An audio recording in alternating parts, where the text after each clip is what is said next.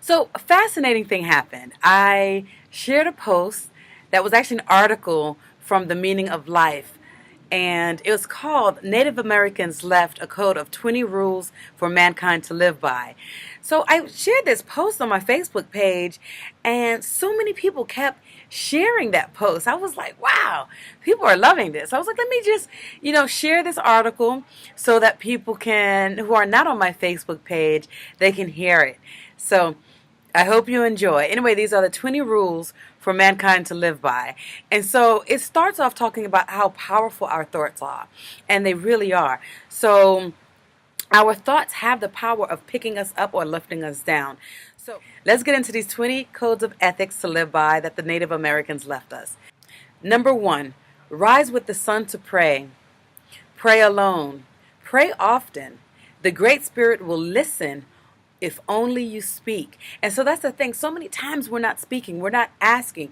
But when we ask, when we pray, when we meditate, God, the universe, the Spirit listens and He will answer our prayers. So rise often and pray. Rise with the sun and pray. Pray alone, pray often. I'm going to add, you can pray with other people too. But it's the most important thing is to pray. Number 2, be tolerant of those who are lost on their path. All negative emotions like ignorance, anger, conceit, jealousy, and greed stem from a lost soul. So, when you're encountering people who might be jealous of you, angry, conceited, or high in their ego, be tolerant of them. Be patient. Send them love, because they're lost. And so maybe your tolerance, maybe your patience, maybe your loving energy can help them to find their place and get back onto track and work on those negative emotions that don't serve them.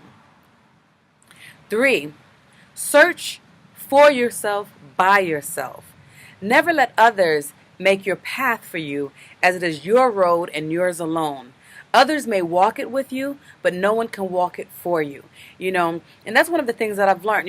I'm walking my path. I'm learning for myself. I'm going with the flow. I'm going where, I'm going where nature leads me, whether it's to India, Brazil, and I'm doing my work. Many people are constantly looking for someone else to give them the answers, but the answers are within you. You have to walk the path. You have to take the journey. And sometimes we try to find that path for other people. Sometimes we try to instill what we think is best for the other person or what they need to heal themselves. Each person has their own path to walk on. So you can't walk somebody else's path for them, and no one else can walk your path for you. Number 4, treat your guests with much consideration. Always serve them the best food, give them the best bed, and treat them respect. Treat others how you would want to be treated. Give your guests, give people who are coming into your home, into your space, the best that you can give to them. Don't give them the worst. Don't give them the little crappy leftovers and endings. Always serve them the best. Number 5, don't take what's not yours from a person or a community if it was not earned nor given. Sometimes we might see something, you're in somebody's house and you're in a store. You're like, oh, this little thing, and you just take it like it's nothing. But if you didn't earn that, if it didn't give it to you, don't take it. Don't touch it. There is a thing called karma. So, be wary of that. Number 6, respect all things equally, whether it's a person, a plant, or a thing. All things have energy. Everything has energy. So respect everything equally. Number 7, respect other people's thoughts, wishes, and words. Never interrupt another or mock or rudely mimic them. Allow each person the right to personal expression. Everyone deserves personal expression. And when you're being rude and you're mimicking or you're mocking someone, it's coming from a low self-esteem inside or something that's going on within you. So, be aware of that. Why are you doing that? Why do you have that negative energy coming out from you? What is something that you need to work on so you're not doing that and you're not putting that onto someone else? Are you jealous of them? What's going on? So that goes back to number 2. If you're jealous of them and you're mocking them, you have a lost soul. So you need to do work on yourself. Number 8, never speak of others in a bad way. The negative energy that you put out into the universe will multiply when it returns to you. Yes, that's that thing called karma. It's just the law of physics. That's just what happens, So you're talking bad to others, you're doing bad on others, you're wishing evil on others. That's going to multiply and come back to you, believe me. 10, be true to yourself first. You cannot nurture and help others if you cannot nurture and help yourself first. So that's just like the oxygen mask example on the airplane. If the oxygen levels go down low, put the mask on yourself first, then you help others. And especially as women, we're trained to constantly put others first, taking care of our children, our husbands, our family, our friends, everyone else, and put ourselves last. But when you break down, you can't help anyone else. So you have to put yourself first without guilt, without fear, and do not allow people to make you feel guilty for loving yourself and taking care of yourself. Number 11, respect others' religious beliefs. Do not force your belief on others. Number 12, share your good fortune with others. Participate in charity. 13, negative thoughts cause illness of the mind, body, and spirit. Practice optimism. And so that's as a psychotherapist, I'm constantly working with my clients as a coach, with saying affirmations, using affirmations, practicing to being optimistic, because you're going to feel a difference. The more negative and pessimistic you are, the more you're going to be looking down, and it shows, and you don't have energy, and you're not attracting people. But when you're optimistic and you're positive, you're on a different vibration. So you're attracting other people on that same vibration into your energy camp. 14, nature is not for us. It is a part of us. Let me say that again. Nature is not for us. It is a part of us. Animals, plants, and other living creatures are all part of your family. And so one of the things, I was just on this retreat that I was just on, the cook that we had, the chef, she was saying our DNA is similar to that of the plants. So the more and more that you're eating plants and you're eating herbs for the healing that you want, you're going to receive that healing because it is a part of us. We share the same DNA. So nature is a part of us. And that brings us back to respecting all things equally. Person, plants, things, the water, rocks, trees. Respecting all of that because all of that is a part of us. 15. Children are the seeds of our future. Plant love in their hearts and water them with wisdom and life's lessons. When they are grown, give them space to grow. So many times, as parents, you have your children and you think you own them. You want to shelter them. You want to protect them. But you're really doing them a disservice when you're so on top of them.